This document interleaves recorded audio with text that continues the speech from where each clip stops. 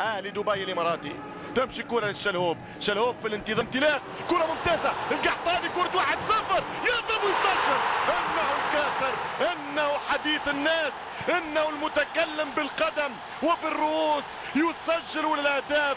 4-5 دقائق كانت كفيلة للزعيم ليؤكد الزعامة. 1 هلال 0 النصر في السيمي فاينل اغلى البطولات كاس الابطال لخادم الحرمين الشريفين.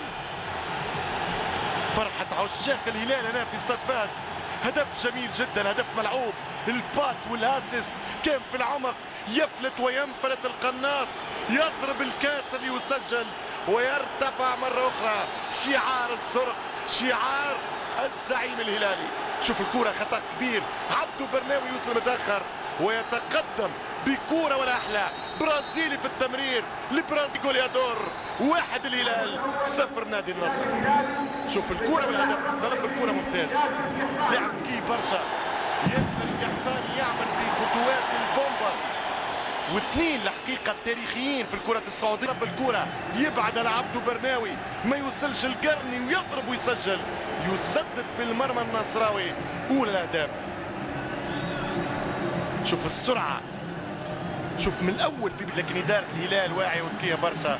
مش ممكن تلعب بالنار، مش ممكن يغيبوا الذي يحضر دائما في كل الدربيات. الكاسر القحطاني تاخر ساعات.